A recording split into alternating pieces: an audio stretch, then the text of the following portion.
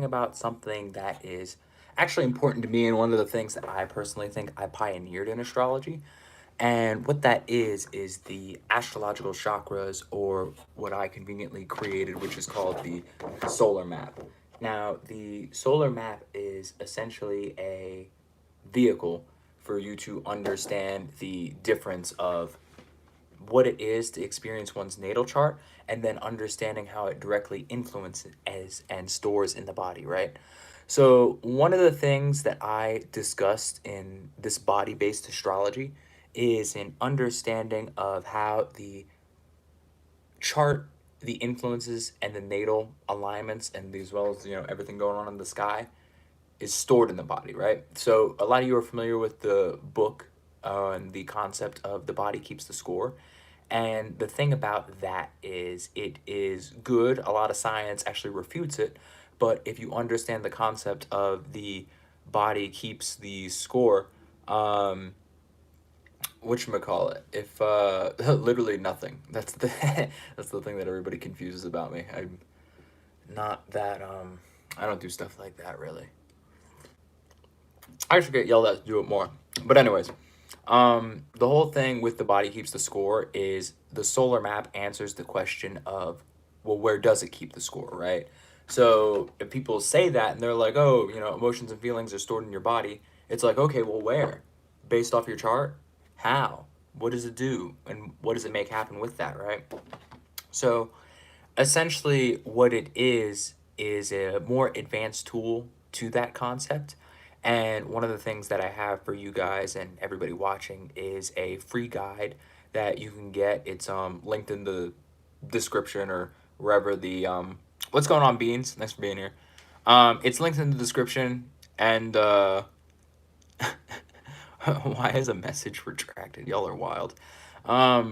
Everybody liked the live. But yeah, if you haven't gotten your free guide to the solar map, and understanding how the body works internally, it's the thing in my store. Check it out. It's linked in the description as well as my store.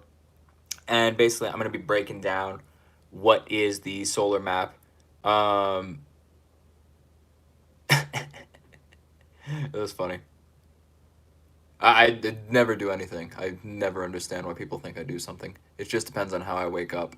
And then sometimes I drive with the windows down, so maybe the air gets in it.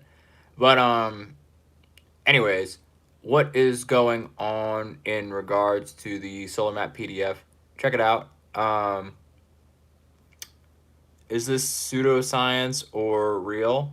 If you're living under that like logic and understanding, it's technically pseudoscience if you act as a scientist, but I'm an astrologer, so I just think it's a way that I see astrology and how I like to use it, right? So that's basically it. In terms of the solar map and explaining what that is, I actually have a couple series that I will plug in here if you want a more like cookie cutter, like standard video that kind of explains these things. Everybody new like alive, please. And but basically, like, getting into it, it is essentially a tool that pulls astrology down, and essentially, like, it it breaks down your chart in such a way to where you can literally see how it is actually applied to your body, right? So it's not necessarily like looking at your chart in such a way to where oh, that's cool, I appreciate that sentiment. So it's literally a way to basically break down. I am not in the USA. As you can tell by my money, I am in Canada. So with that being said, essentially it is breaking down your chart from the perspective of not necessarily a mind map, but making it a body map. And it essentially explains how each individual house in your chart can be seen as a chakra, right? So how I sort of explain this is you can look at the chakras in the form of an energetic center within the body, right? So it's like first house, your crown; second house, your first eye chakra. I like to distinguish the first eye instead of the third eye, because spirit came long before this body and it's going to be here long after. So with that being said, it's essentially understanding that your houses are your energy fields. Your planets or your internal planets are the way that you kind of oscillate through that and really expand and break these things down. And you can look at your signs essentially as your archetypical, like, sorry, that's a kind of a mouthful, an archetypical filter of those energies and your perspective within those actual chakras, right? So you can look at it as the sign of a house influences your chakras, as well as the planets also influence your chakras, right? So, we're in Canada. I live in Mississauga, but essentially, what's going on with the filters? Um, it's like a lot of things that kind of influence like your energies and what's stored in your body and blah blah blah blah blah. And essentially, it is an opportunity for you to kind of learn the different perspectives of what that actually means and how that applies to you. So it's kind of like you can look at your natural energies are based off your chart, but essentially the external transits you can sort of see as activators to different aspects of your nervous system, right? So it's essentially showing you how you feel your astrology and how you feel your alignments and how you feel the influences before the transits actually happen, right? So it's no, it's not that it hasn't described it. Like if you go to any old Reiki master, they will show you the same medical book that they utilize in Harvard, except they don't have the abridged version. They have a real version that actually breaks down the human energy field, but pharmaceutical companies have a lot of lobbying power. So therefore it's not really put out like that. Like you can see a bunch of things, like it's like people think about you really just caught on to that beans, you wildin'.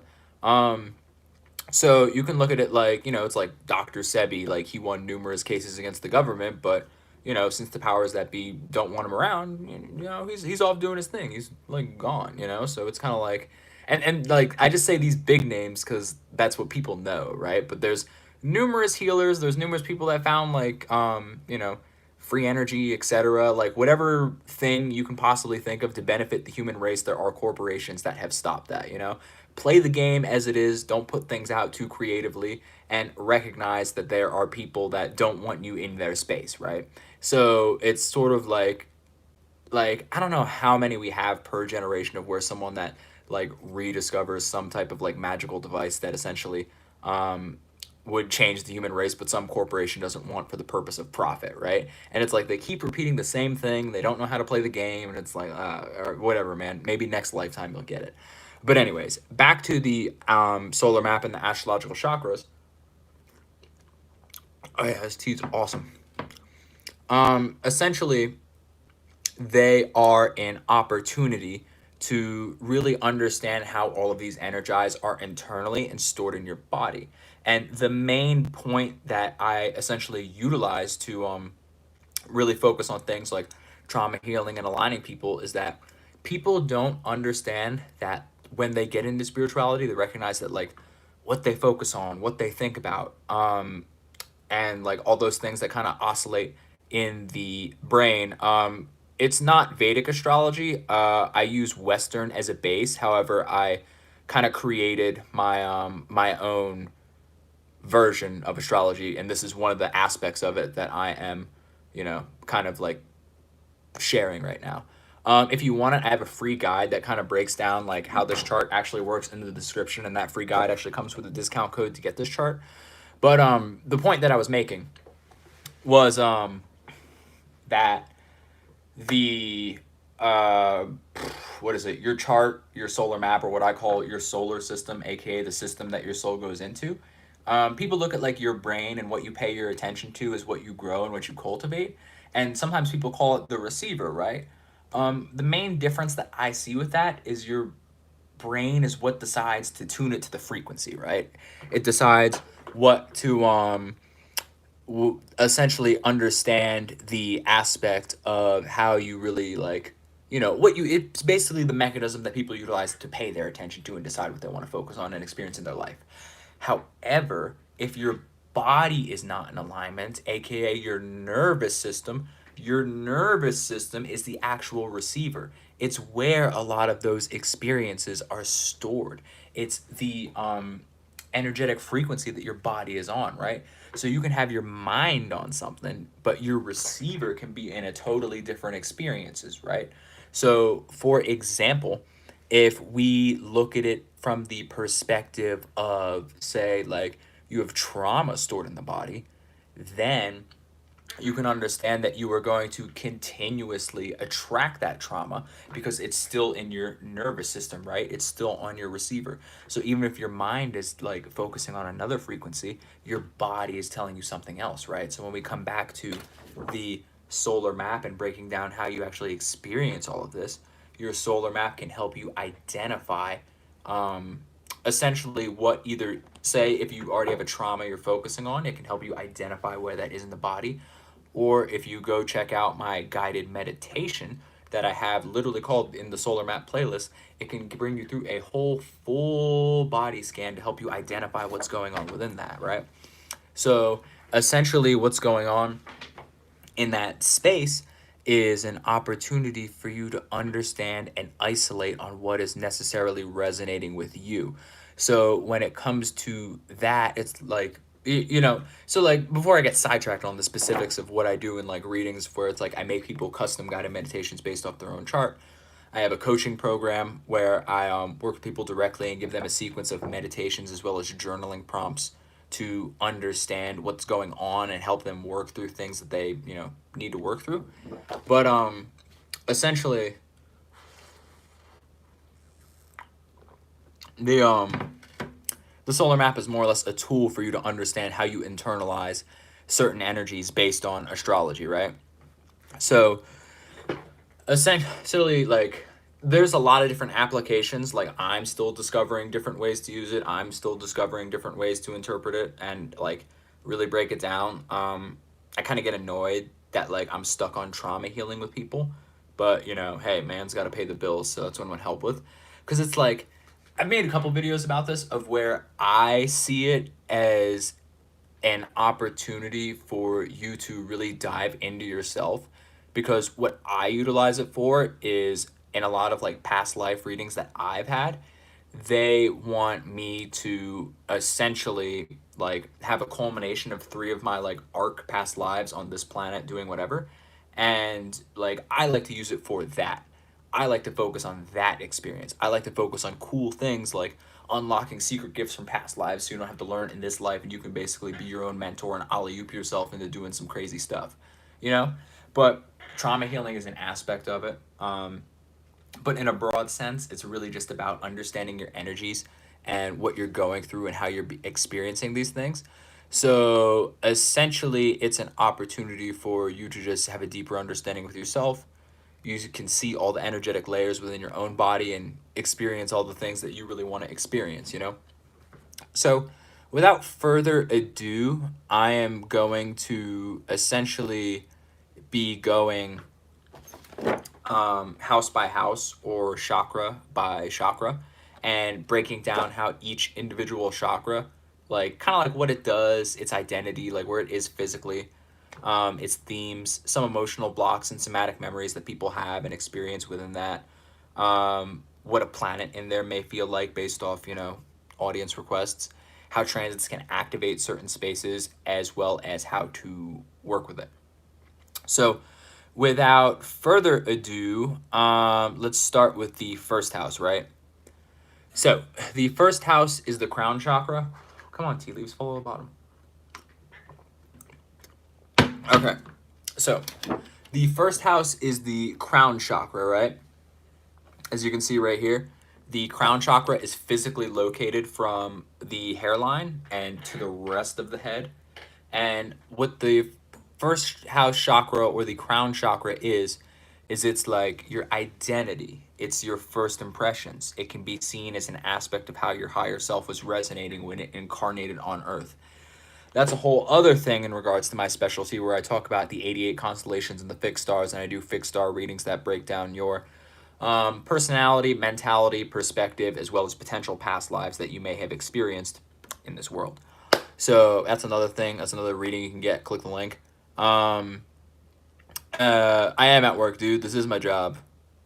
And whatchamacallit, I got like I just live an entrepreneurial life, so this is like one of my ventures that I have a lot of passion towards, so I just be on the internet whiling, you feel me? But back to the first house. Um that's funny. Yeah, I know this isn't a job, but I mean, like, you know, that's representation of how you may not be doing what you want to do, and I'm doing what I want and making things happen. Hey, man, I've done more in society and life in 1 year than you probably ever will do in your entire life. I have literally changed legislation. I have created inventions in different companies that you probably use as of right now. So, yeah, that's what's going on. But yeah. I mean, I don't know. I mean, like, looks like homie's in the army, so if he likes his job, that's what's up. Do you? But I'm just out here doing me. So essentially, what is going on with the first house chakra or the crown chakra?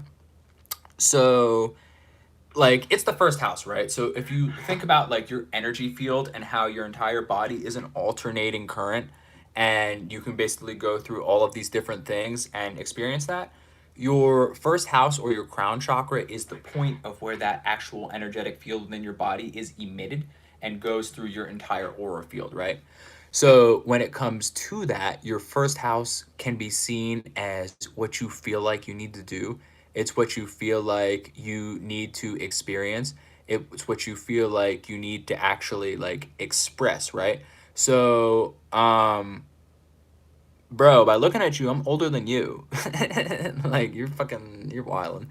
Um, whatchamacallit. So essentially what the aura is like it's what you feel like you need to do, it's what you feel like you need to experience, it's what you feel like you need to express, right? So it's not necessarily who you are, it's the mask you wear, and your crown is represented by this area of the body, right? So it's where you store a lot of like identity stuff, it's where you store a lot of experiences, it's where you store a lot of aspects in regards to like your clarity of self, your divine vision, your intention setting, and so on and so forth, right? Ooh, I forgot to write down the timestamp for that. So, essentially, what's going on with that is, yeah, Aquarius is applied to the 11th house, but we got a long ways to go before we're getting there. So, yeah, so that's pretty much the first house, right? So, what I deal with a lot of people in the first house is every time I get a coaching client or someone that actually expresses themselves, I look at them as like they kind of tell me what they want to do, and it's very rare that I don't do a meditation with the first house in some way, shape, or form. And essentially, like what I do with that and how I focus with that is I pretty much like when I'm talking to someone, like it's pretty easy for me to identify some of the lies they tell themselves that's holding them back. And it's always about their capability, right? And like one of my, like personally, like one of my greatest traits and one of my worst traits is my ego pushes me to feel as though that my ability to accomplish anything and learn anything is so high that it is almost harmful, right? So that's something that I've been working on in regards to my first house, where I feel as though that I can accomplish anything. And it's not necessarily about that, because what that does is it's even worse than doing nothing sometimes, because it puts you through such a rigmarole to where you are focusing on the it's essentially pushing you to focus on the aspect of what is it? You know, you should be you should be putting that quote, that old people quote then of where it's like, you have 2 ears to listen and one mouth to talk. You know? You're funny, man. But yeah, so essentially it's like a lot of the first house things are along those lines of where it's like you need to recognize that you feeling like you can accomplish anything may set you on an entire rigmarole of working hard on something that doesn't even need to be worked on and isn't productive. So it's essentially like focusing you and showing you that there's a lot of different aspects to your self projection and what you think you can do in regards to, you know, Essentially just what you need to do, right? So it's like when I have a coaching client or someone that I'm working with and I need to focus on the first house, it's always about identifying the lies they tell themselves and their limiting beliefs of what they can make happen and what they can do, right? So moving up and moving on to the second house, which is the first eye chakra.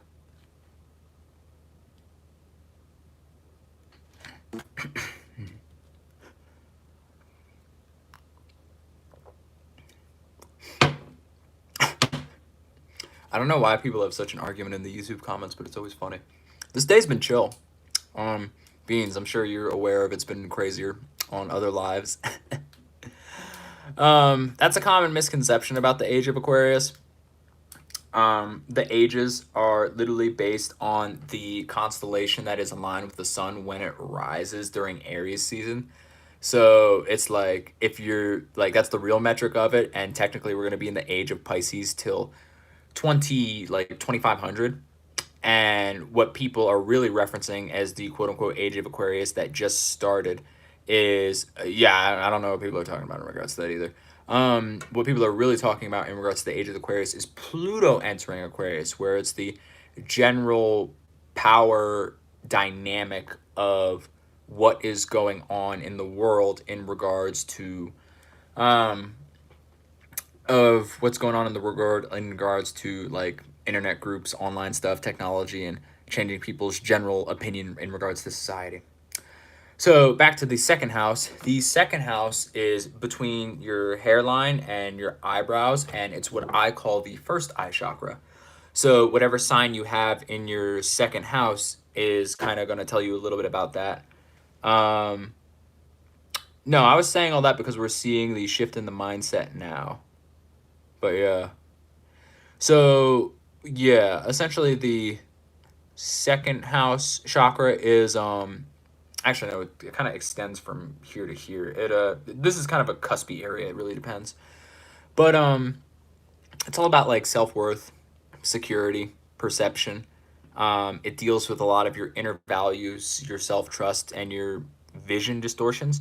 So it's like when people experience some type of spiritual interest or spiritual experience, and kind of that stuff, it's sort of tied to when they're in a deeply meditative space and they have a broader understanding of their values at that time. So it's like that really deep sleep feeling, it's that deep meditation feeling, and it is that vibration of just serenity, peace, and calmness that you actually get to experience seeing these things. And that is when you're in your highest space of self-love, self-appreciation, and inner understanding in regards to what's going on with your higher self and what it wants to show you, right? Because when you actually experience that space, that's when it's showing you your values. That's when it's showing you your experiences. That's when it's guiding you towards what you need to do or what you need to see, right?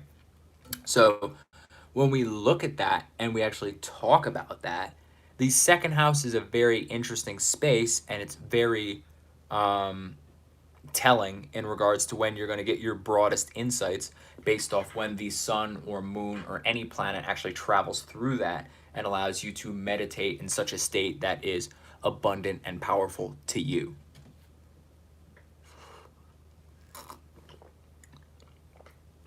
So yeah, the second house is powerful. I haven't really done a lot of like specific meditations on that space.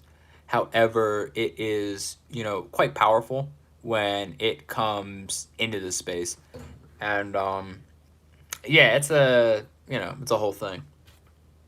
Anyways, moving on to the third house.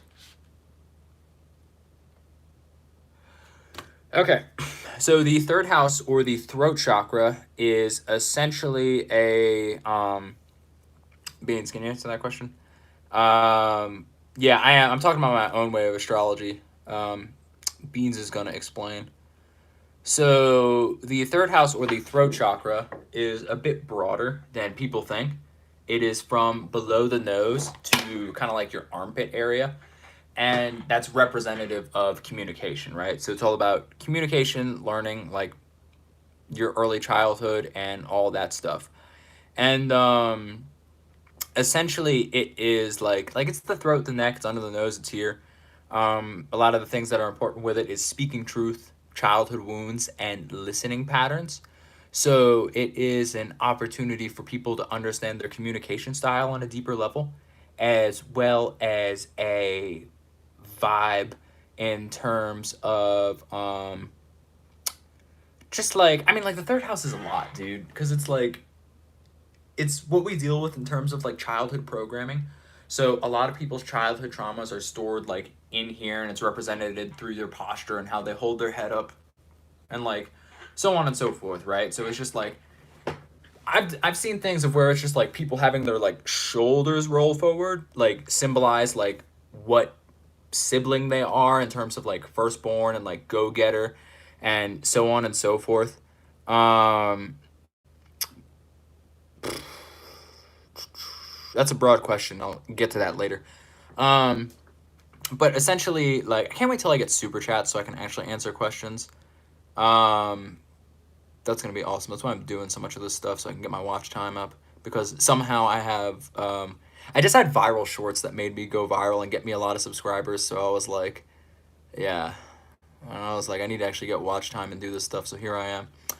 But anyways, the third house is a lot because it's like I've seen people even just like their shoulder position and what they have focused on is representative of what they needed to project and actually experience as a child, along with I appreciate that, um, along with a lot of different things in regards to just like what people store in there, right? So it's just like their muscle development tells a lot in that space. There's just a lot going on with the third house. I've done a lot of different things where people have experienced when I do a specific meditation about how their parents programmed them to think in certain ways and they were unwinding it, they experienced some type of like armpit muscle unlock to where it's like their shoulder, like from being pulled, rolled forward, it pulled back and like directly in its socket. So it's like their wingspan extended.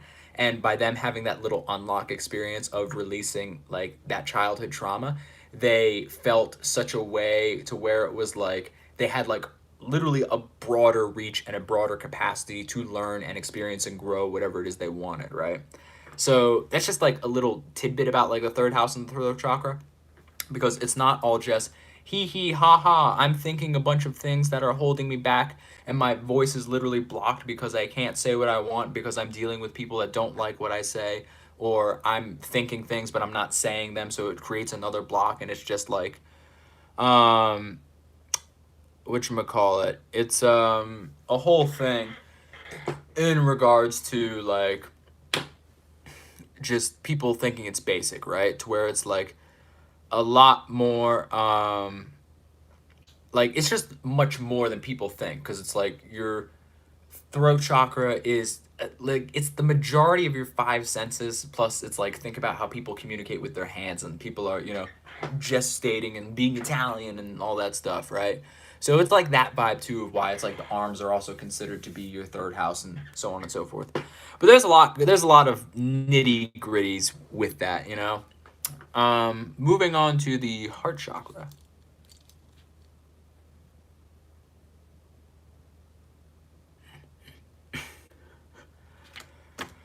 Okay, so the heart chakra is the fourth house. So pay attention to whatever sign you have in that. Everybody that's watching, once again, I have like a long like PDF guide that's linked in the description. You can download it for free and also get a discount to get your own solar map. But for free, no. But literally what I just explained, you can get for free. So basically, the fourth house is your heart chakra. So it's like your home and family life. It's from the armpits to like, you know, basically where like your top abs start. And it is also a home and family upbringing type of deal of the experiences that you store in there. Um, so essentially, what it is it's like in the broadest sense, it's your home, your family, your emotional safety. You can see it as like your upper chest and lungs, and a lot of people store unprocessed grief as well as inherited emotional patterns. So this is where people go on those long diatribes of my ancestors, my generational trauma, and then proceed to do nothing about it. But if you are of a different perspective and you actually feel like Which call it? I'm distracted now. Let me get undistracted. So if you look at it and you want to actually heal it from some way, shape, or form, your home and family trauma is very likely stored in this area, right?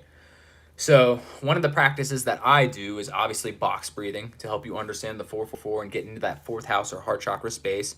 And then also, oh, welcome back, Pierre.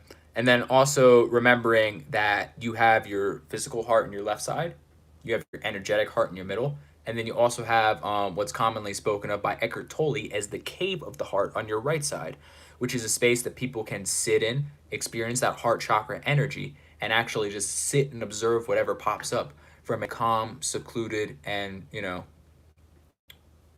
beautiful space.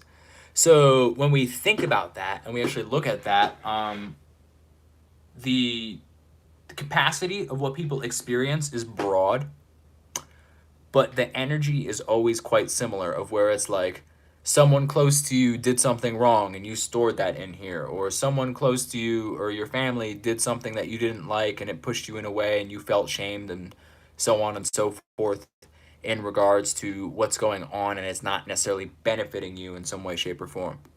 So with that being said, it's a pretty big opportunity for you to really just recognize what's in there, take like weekly breaks to like sit and just experience it, because when it comes to unprocessed grief, it's kind of like a thorn in your side that can get infected and blah and blah and blah, and it gets worse before it gets better until you pull it out and heal it, and it's just better to do it sooner rather than later, right?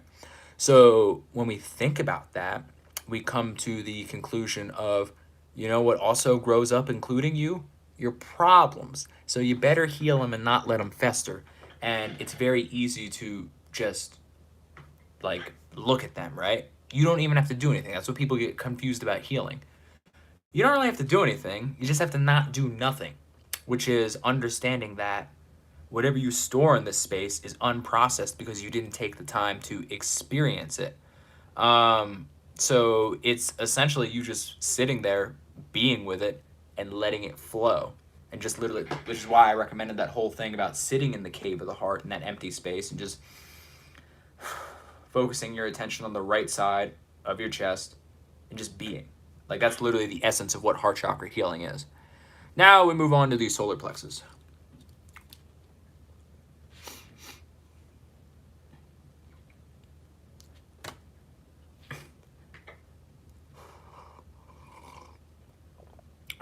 This cult is a subsection of Scientology, or as I like to call, pseudo-Scientology.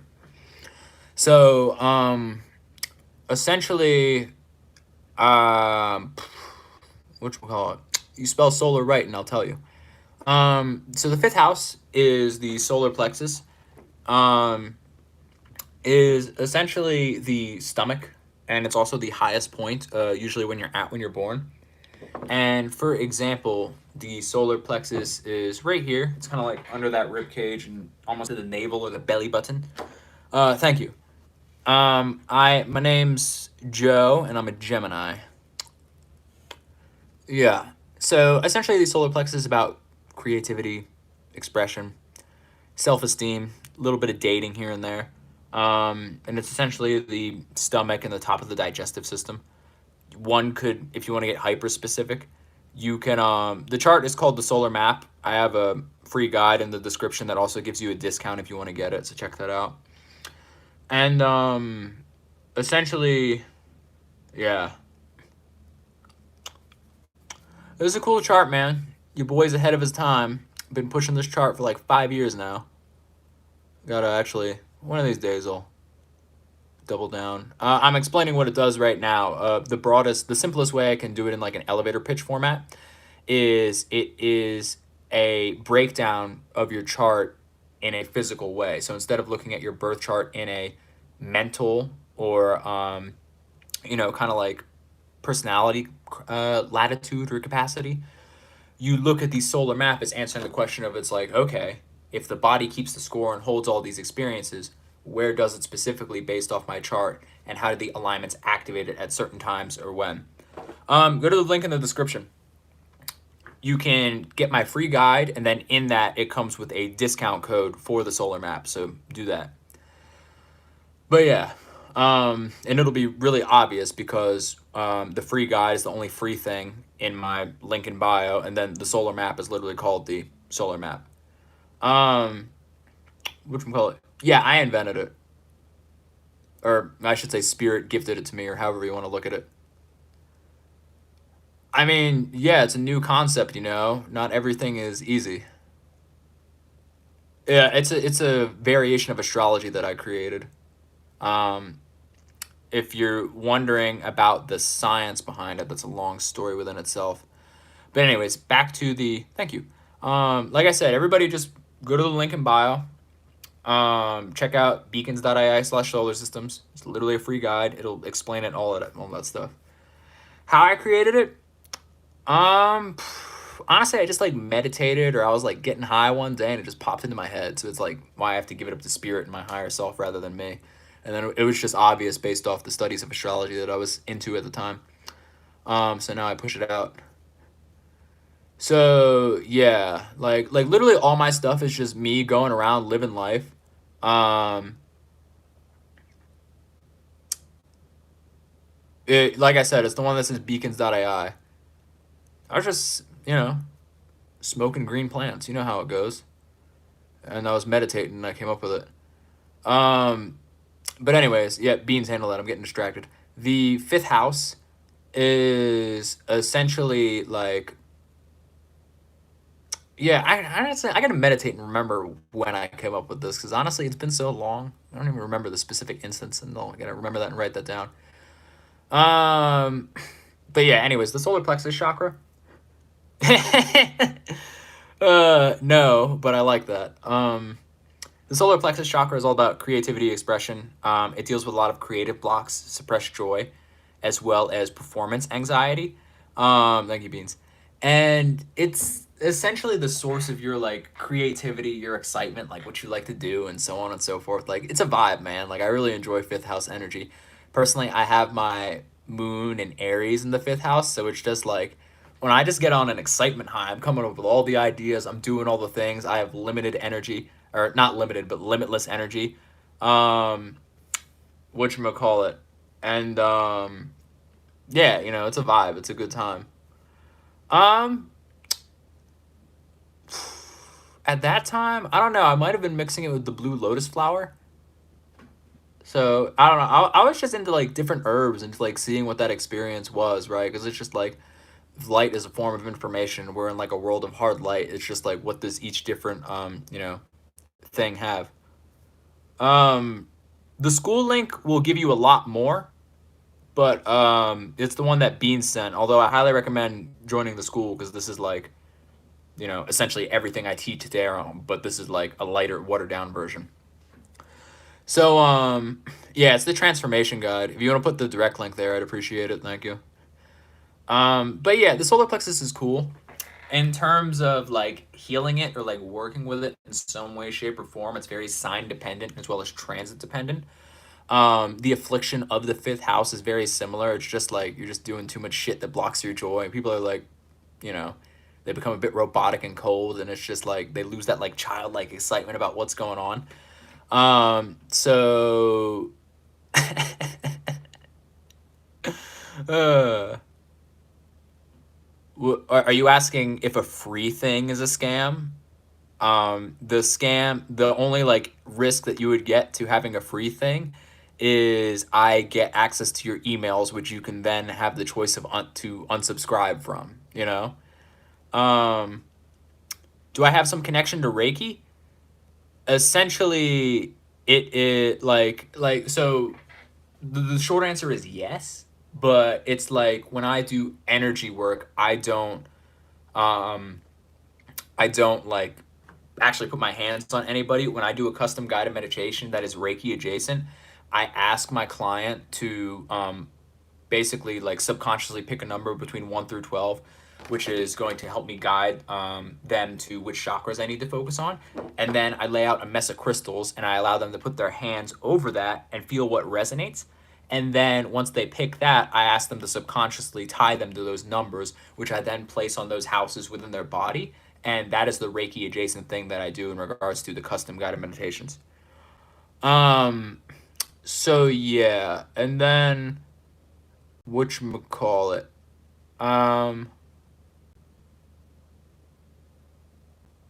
Which experience are you talking about? But yeah, so I mean, this is also a perfect example of like the fifth house energy. If it's just like this is something I'm interested and passionate about, so I get like super excited and like talk about it. So this is like what fifth house energy looks like, where it's like, because it's like, remember, I have Aries in my fifth house, so when I talk about it in this way, I openly like just get excited and express it, and I lead people to the understanding that I'm trying to cultivate for them to help them become more comfortable with themselves and deeper understand astrology, you know? Um, I don't know, man. I mean, Jesus like spit mad game and has like timeless wisdom, but do I know that much about him to say that? No. Um,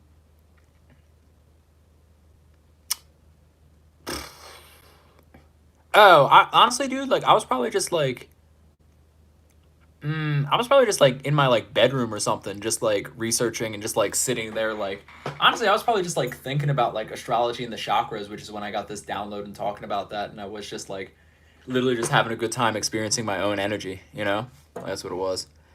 Now, moving on to the sixth house. Um,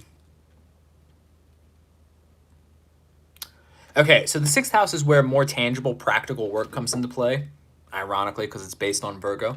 But the sixth house, as you can see right here, I call it the workspace, and it is essentially your lower gut, right? So it's around that like belly button area, where and your lower abs or your obliques, and essentially it's all about like routine, health, service. It's your lower abdomen, and it's where a lot of people experience burnout.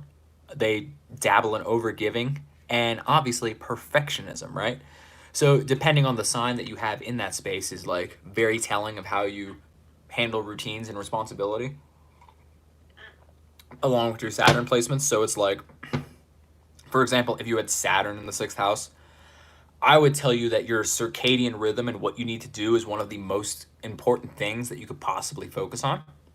And essentially, it is a space where you can, thank you, Beans. It's a space where you can really figure out a lot of like health issues and so on and so forth. And really, I'm going to get to that question. And it's very telling of like your routine maintenance that you do to your body and how you're going to experience that. So people with a lot of like issues with routine and sadness and different experiences in regards to say like what people got going on. It's a I don't know, it's a different way to really like kind of look at things, right? Because it shows you like what led you to certain ailments you may have experienced and what aspect of life you kind of had with that space. And it also tells you what planets sort of position you to really be in that like, oh, I don't know, man, you know? So it's like to touch back on the idea of burnout and overgiving, like the sixth house is just like you working, right? It's you doing something on a routine basis. It's you holding yourself back, and really like opening yourself up to the possibility of kind of like what you've been through, what you got going on, and most importantly, diet, right? Because that's what you do when you experience these things, you know?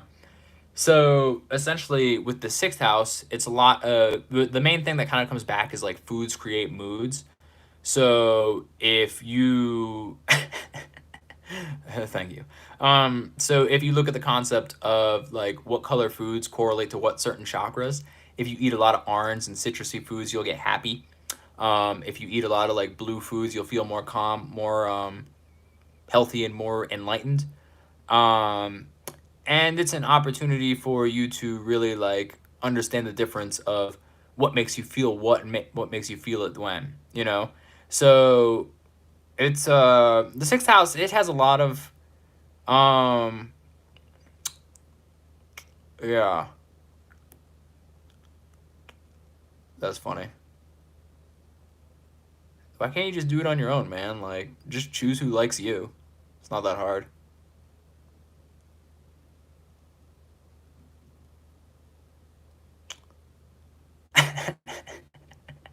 Yeah, this chat is funny.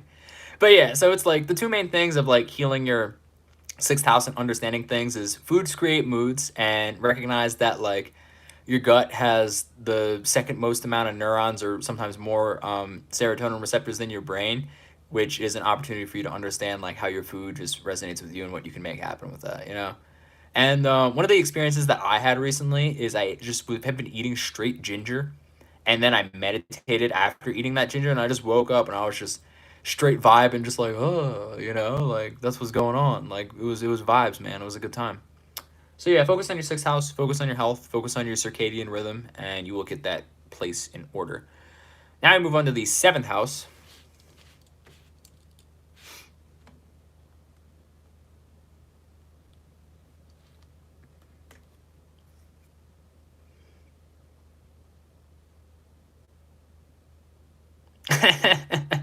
That's pretty funny. But yeah, anyways, back to the seventh house. So the seventh house chakra is essentially on your hips. I call it your relationship space.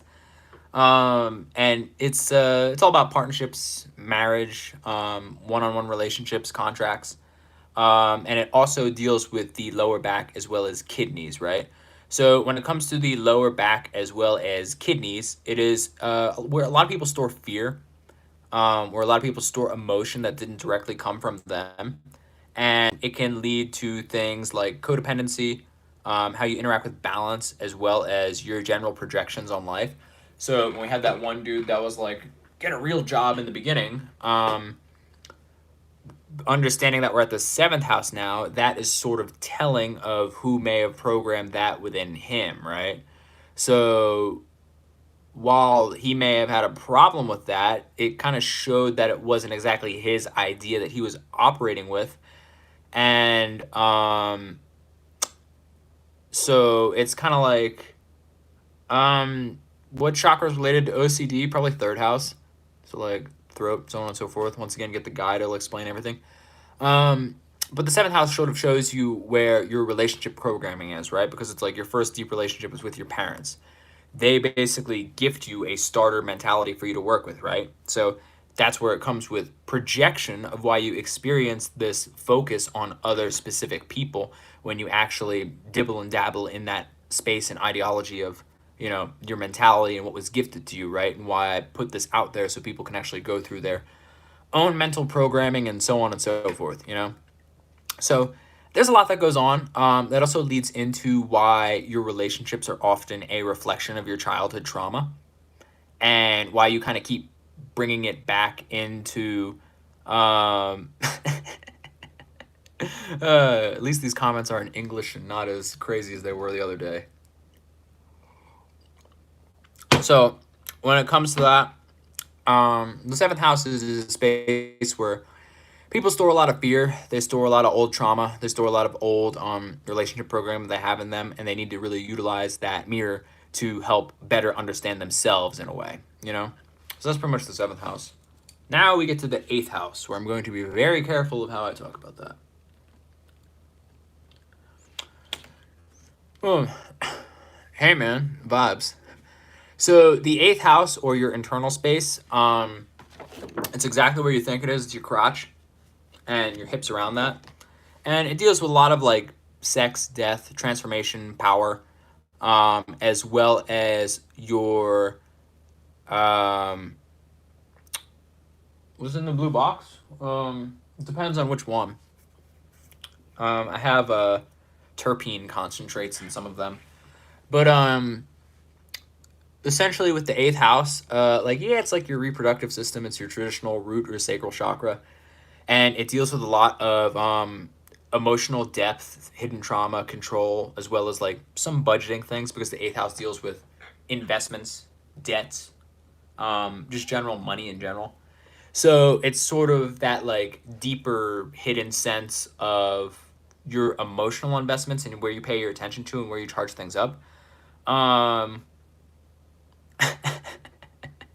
yeah, there you go, giggity. But when it comes to the eighth house, it is a space of a lot of learning, a lot of deep transformation. All the people that I work with in regards to that have mostly been women, because women store a lot of their emotional trauma in their hips just due to how, um, certain things work, of where it's like they take on the emotional energy of the household, they take on the emotional energy of whatever space they're in, whether they're a daughter, a mother, or so on and so forth. But they often resonate and absorb a lot of the energies around them, which is why it's important for them to like really cleanse and understand their emotional space in general. So it's like the eighth house is that just, I don't know, it's like weird, right? Because it's like the two money houses are the second and eighth house, and the second house is like your day to day earnings. The eighth house is like what you keep secret, your investments, your portfolio, and so on and so forth. But what's interesting is the numerological number for wealth is 28, right? So it puts together those two houses and kind of shows that like opposition, reflection energy that is the experience of you creating wealth and monetizing things. So it's like when you understand that opposition, you understand the dark side of the eighth house. It's like, okay, you put in all this work to essentially gain wealth or gain resources or gain values in some way, shape, or form. And your eighth house is what you do with that energy, right? So it's like essentially your emotional strength behind your intentions. And people don't necessarily recognize that it's a powerful thing to pay attention to, right? So it's like, pay attention to who you sleep with, pay attention to who you invest with emotionally, and pay attention to what you invest with emotionally, because inevitably it will come up and open yourself up to who knows what in that space. So that's why it's like you need to protect it. You need to keep those energies private. You need to just like take a step back, right? Because it's a lot to work with. When you actually like get in there from a meditative space, it's very emotional. Like people often cry when I create custom guided meditations that inevitably lead through that area. So yeah, just be careful with it. Now moving on to what up, Dr. Ameb?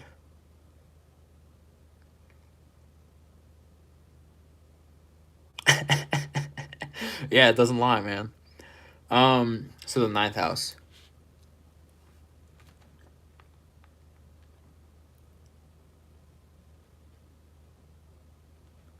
Okay, the ninth house. So the ninth house I call the travel space. It's it deals with like philosophy, spirituality, long journeys, and it's often physically what carries you through a physical long journey, right? So it's like your hips to your thighs, but not your knees, and it deals with the concept of kind of like dogma versus expansion, and kind of puts freedom in your life, shows you your life's vision, and it opens you up to the concept of mental travel as well as physical travel, which are also they're very often symbiotic in some way. So when we think about that, the ninth house is an interesting thing from a chakra standpoint, because when it comes to your first house being like the representation of how you were programmed, the representation of what your spirit expected from you, the representation of the vibration of who you were when you incarnated, the ninth house is that manifested philosophy as well as perspective, right? So when we talk about the ninth house and we talk about that energy, the thigh energy is one, it's like one of the biggest blood pumpers in your body, including the heart, right? So it's like stay active, stay alive. You feel me? And then it's also the muscle that essentially gets you traveling, right? It's the muscle that gets you experiencing the space. It's the motor behind you traveling. But also, it is the key to grounding yourself when you're in meditation and going into that like meditative dream state. And it's an opportunity for you to really open up and expand and really just dive into that mental space. So when we talk about the ninth house and like what you can experience within that, I like to see it as almost like perspective hopping, in the same way that you put on VR goggles in some way, shape, or form, and you can go experience like a different world or a different focus or a different like experience depending on how deep into VR you get, right? So if you get into VR from the perspective of like playing an RPG or something along the lines of that, you wildin'. It's a whatchamacallit. Oh, thank you. It's a it's an interesting space to work with, right? For people that also have like diminished self-respect or self-love, like that's where I often focus on the fire houses, which is the first, fifth, and ninth. So it's kind of like I don't know. The ninth house is like kind of like an elective house that I like work with relatively often, but I don't necessarily work with too directly because people like it's like a common issue, but it's sort of like I still see it as like a flyover house, in terms of like deep work, right? Because it's like if we're working with someone's personality or their energy, I'm always going to go first or fifth and then have like the ninth as kind of like an add-on thing to be like, hey, your perspective may be fucked, so consider something else. Um, but yeah, it's like it's cool to work with, but it's not like anything outrageous in terms of like meditating and understanding that like energy of that specific ninth house chakra. Now, moving on to the 10th.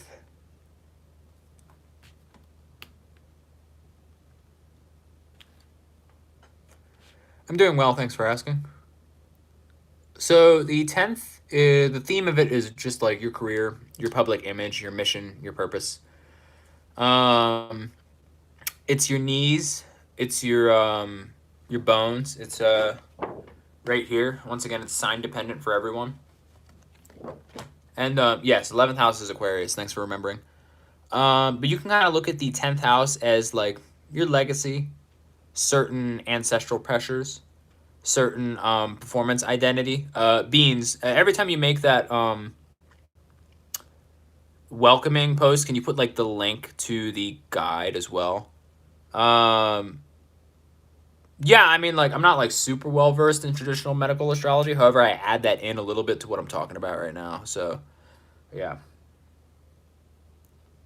I do it from a much more like energetic standpoint rather than an organ focus, but I know a little bit about it to associate with it. But obviously, I'm opening to learning more. But yeah, anyways, the 10th house is, it's like your legacy, ancestral pressure, performance identity, performance expectations, who you want to be. Thank you. When it comes to the ninth house is very like simple tell and usually easy fix.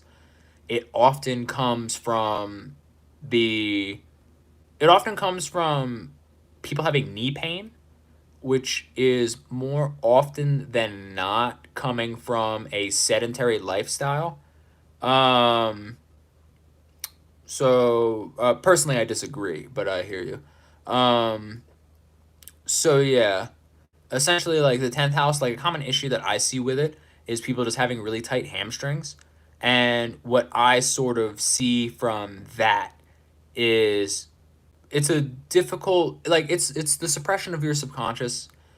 It's the people are kind of like kneeling, if it makes any sense. Like people are kneeling to the societal expectations as well as sort of retracting their own philosophy and expectation of what they want out of life and what they want to.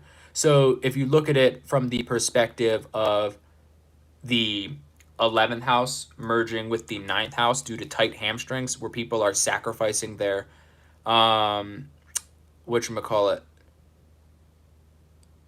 Yeah, I agree with 12th house as your feet, but how I broke it down this way is I see the 11th house as your shins, the ninth house as your thighs, and so on and so forth. But anyways, when people often have knee pain, from what I've worked with, is essentially it's like they're sacrificing their own perspective, their own philosophy. So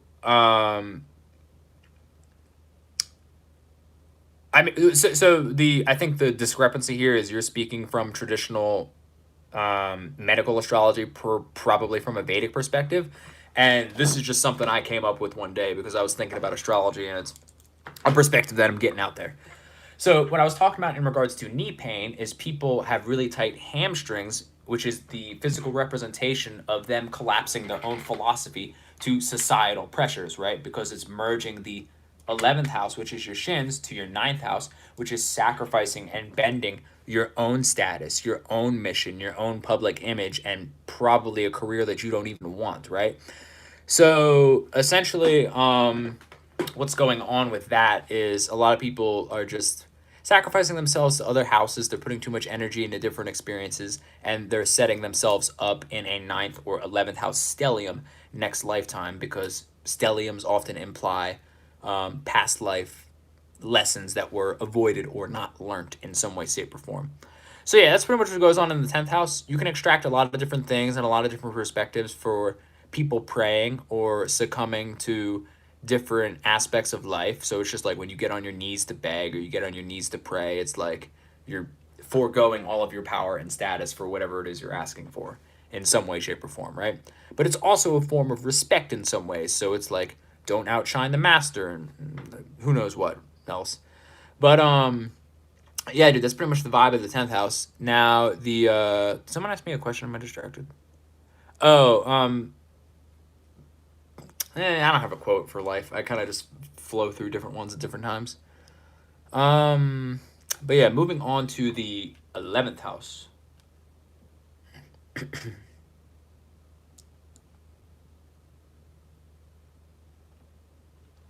We'll just hit it with the old 111 for that. Yeah, here you go, man. Aquarius gang. So the 11th house is like social networks, innovation, the collective, how you interact with society, and so on and so forth, right? So people usually just like it's how you interact with the public arena, you know, and like how you interact with society, how you interact with social networks, and it's often stored in your calves and your shins. So a lot of it kind of focuses on outsider wounds, community fatigue, future vision, not necessarily the subconscious or karmic collective, however, just general society and obvious opinions at some point, right? So, for people that run a lot, people will get kind of like shin splints sometimes, and essentially what that is you like it's literally you running from your problems or putting too much energy on societal pressures and expectation, and it's like that energy that like post breakup, like I'm going to improve myself energy, but it's not necessarily going to last. No, I don't know who that is. But enlighten me. But the 11th house is like it's just how you interact with society, man. So it's just like pay attention to your calves, pay attention to how much walking you're doing. Pay attention to how much you're going out and you're expressing yourself because perhaps someone in society or some societal expectation pushed you to do something that you didn't want to do or wasn't aligned with you, you know? Like there are sounds like he's India viral, you know? But do you think, man? Catch you later. But yeah, so it's like the 11th house is it's just that vibe. When I see people working with that, like it's always just succumbing to societal expectations. Like there's nothing really that outrageous or crazy about it. So it's an opportunity for you to just resonate and really do with different things, you know? I essentially see it as like more of like a connection to two different chakras. So it's like how your 11th house interacts with your 12th house or your feet, or your 10th house, which is your knees. Um, so it's like, it's always about that connection, right? So it's like, how did your societal connections and your friend groups influence your subconscious? How did your societal expectations and your friend groups influence your career, how you project yourself out into the world and what you want to succeed at? That's more of how it shows up. But once again, like shin splints are an obvious ones and tight calves are an obvious ones because it usually implies that you're running from who you are, your higher self, in your own alignment, you know? But anyways, excuse me. Moving on to the 12th house.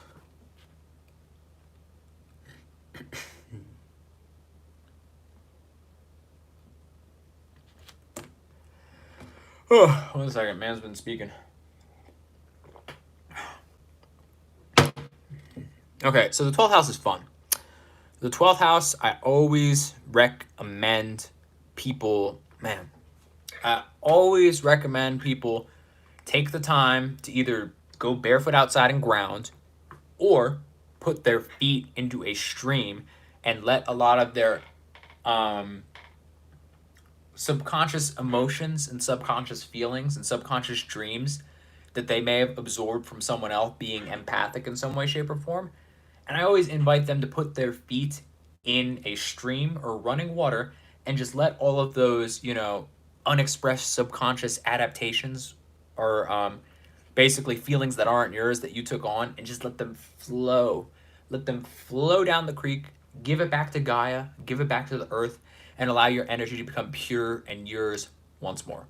So I always recommend people do that, because nowadays with that internets and them social medias, like, dog, like, your mind is absorbing who knows how much else, Like, it's like, hey, man, you gotta watch out. But anyways, the 12th house, the theme of it is like karma, subconscious, dreams. It's your feet, like I mentioned. And it deals with a lot of past lives, spiritual inheritance, ancestral closures, and just your connection to the dream, right? Because this body is impermanent, this life is impermanent, and you are literally, by walking on this earth, you are grounding yourself in the vibration and the dream of earth. So be that as it may, be sure to make sure that you're grounded and you're really dealing with these energies, right? Because your 12th house, what always comes up from a physical aspect of it is reflexology and understanding how that connects to the body in all those ways. Because essentially reflexology is the representation of the subconscious, like, I want to say toll, but the subconscious reactions to what you're doing to your body from an energetic and physical standpoint, right? So looking at that, understanding that, and experiencing that is a pretty big opportunity for you to really open yourself up and recognize what's going on, right? So go to some like reflexologist, see what they say, see what you're aligned with. What is the accuracy percentage of astrology? Oh, that's cool. Yeah, maybe you should practice that on yourself and see what happens. I don't know. That's like highly dependent on like the skill level of who's using it. I've had plenty of receipts of predictions that have come true, and I've referenced them over time. And like, I think I got a pretty strong like 90% accuracy with what I got going on. But am I wrong in some ways, because it's such a broad study and understanding of energy that it's not necessarily a predictor but a guide of certain energies? Yeah, I mean, like, for lack of a better term, shit happens. So, do I read philosophy? I listen to it periodically, but like, I don't know. I like to think for myself. I like to straight up, like, I like to do dickhead shit. I like to learn the hard way. Sometimes I do, sometimes I don't. I'm growing more towards learning the easy way. I bash my head against the wall enough. But like, I got Aries energy, bro. Like, I be doing some dumb stuff a lot, and it's fun. And I love writing about it and remembering it in my journal. And when I'm an old man, I'm gonna be like, yo, I was a wildin', still am. Hopefully, I'll have a similarly aged vessel. I'll have an advanced age, but a young body. That's the goal. But yeah, I mean, that's pretty much the 12th house. It's just like, yeah, I know numerology. I'm not an expert in it, but I apply it. I apply traditional numerology with my personal understanding of degree theory, and like I said, I teach it in my school, because I have an astrology school where I teach people my way and my perspective of spirituality and so on and so forth. I always see 1010 as a sign for me to get back to work, rework on your relationship with your status and stuff. Yeah.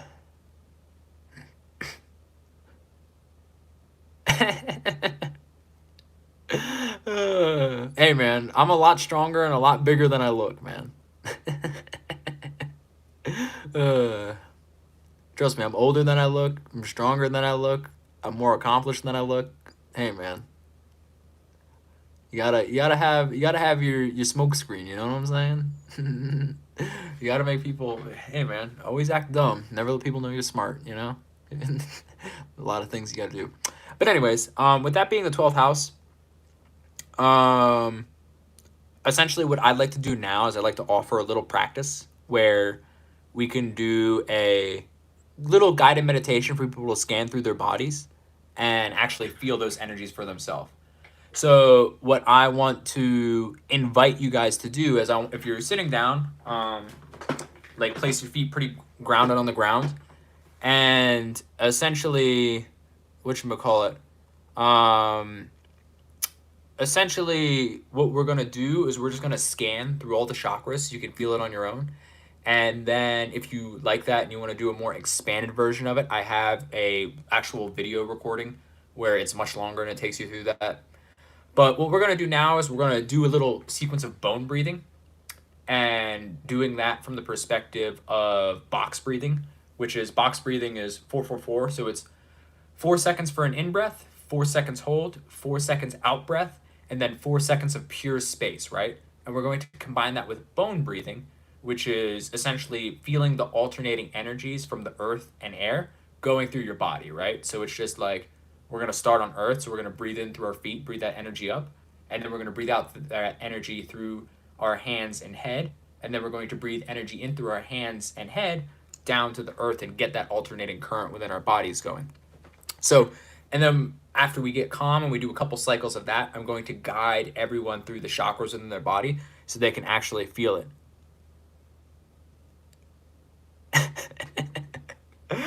Hey man, like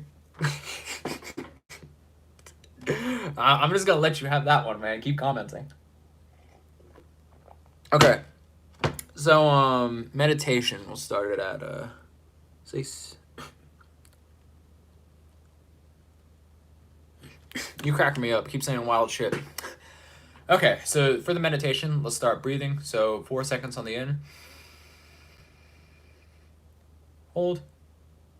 Breathe that energy in, hold it. And then when you're ready, release into your hands and head and your hair.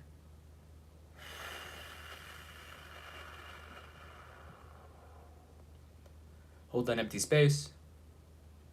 4 seconds. And now we're going to repeat that cycle and breathe in the air energy, which is through your hands and head. Breathe in. Hold.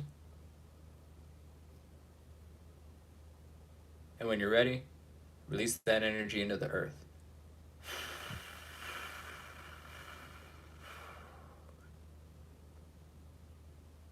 Stay calm for 4 seconds. Breathe some energy in through the earth.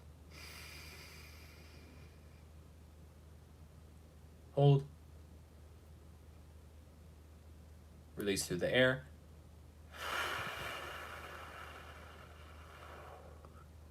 Hold that empty space.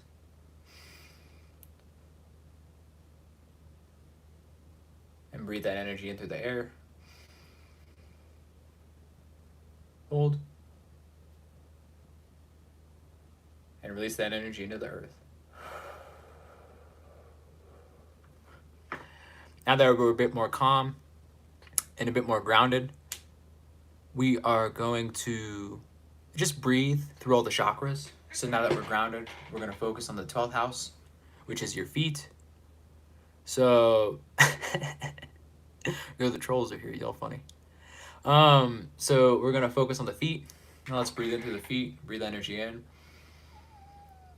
Feel your 12th house, feel that chakra, feel that space.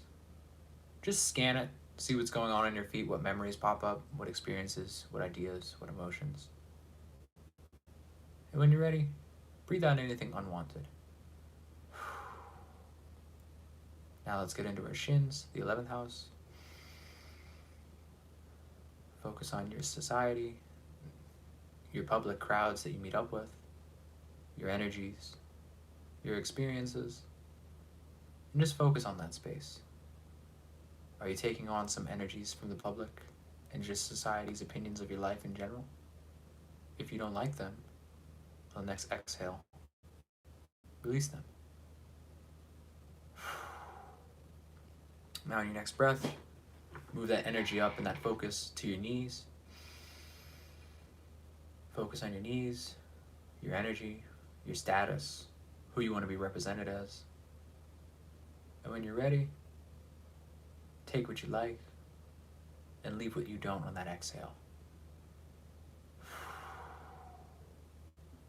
Now let's focus on the thighs, your travel, your philosophy. Breathe in energies of positivity and optimism. Focus on that energy of stability, abundance, power, and just enjoying the perspective that you have on life in general. And anything you don't, on that exhale, release it, let it go.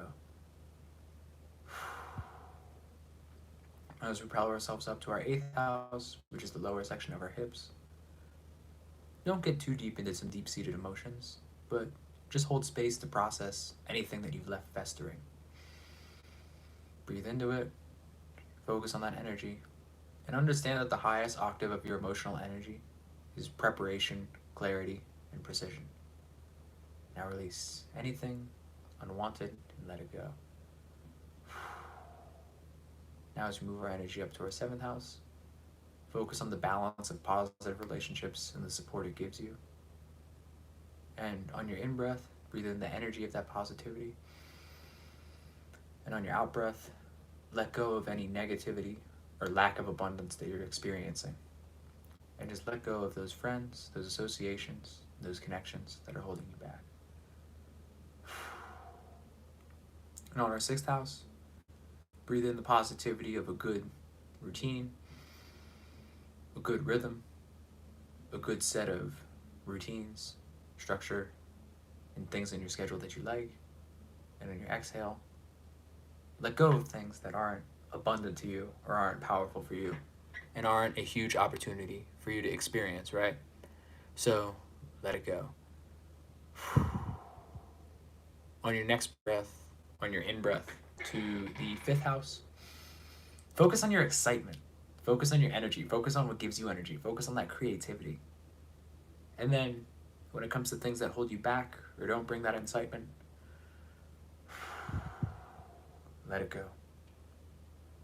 Now as we move on to our heart chakra, focus on the right side of your chest. Sit in the cave of the heart. Position your awareness to observe your energetic and physical heart. And just think about certain emotions that pop up. Any angst, any things that you want to let go of. Anything in your heart that is blocking you from being in your highest, purest energy possible. Breathe in abundance. And exhale bullshit. Oh, goddamn. It was some bullshit. So, on your next breath, breathe into your throat chakra. And when you release, just go. Release anything that was on your heart. Release anything that was unsaid. Release the emotional attachment to fearing speaking your mind. And breathe in prosperity and respect for your own intelligence. Oh man, that's some nonsense I had to burp out. Then move your energy up to your first eye, which is where your traditional third eye is, that crown chakra, that energetic point you feel. Breathe in clarity and self-worth and abundance, and exhale doubt and avoidance of your intuition. Now we move to our crown chakra. We're completing this energetic cycle. So feel a waterfall of energy just circling you and covering you, and feel it feeding back into the earth, which feeds your feet and continues the ever-growing cycle of life. And just open up, focus on that meditation, and focus on that cycle being complete and dealing with your energetic scan and having confidence that you can deal with anything on your mind, your psyche, and your energetic projection field that comes your way. So yeah, that's a little tidbit on the Solar Map guided meditation. I hope y'all are relaxed and experienced, and you're interested in the potential for what the Solar Map and this understanding of astrology can help you with, right? So check it out. If you want to learn more, I got the guide on the Solar Map. Essentially, just in my link in bio. Whenever the Healing Rebel, aka Beans, comes back, she'll plug the link.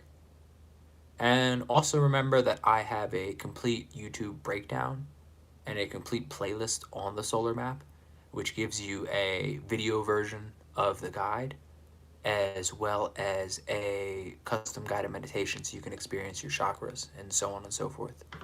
Once again, the Solar Map looks like this. It's a chakra thing. It breaks down the essential, your chart that people traditionally use as your personality and mind. And it is a wonderful opportunity to get into the chakra space of astrology. So for those that are essentially, whatchamacallit, interested in understanding and learning this aspect of astrology, check out the Alchemist Laboratory. It's my school where I teach people my perspective of astrology and all that stuff, But yeah, I mean, pretty much in terms of like, what is it? Oh, yeah, I lost my notes. They gotta come back. Come back, notes, come back.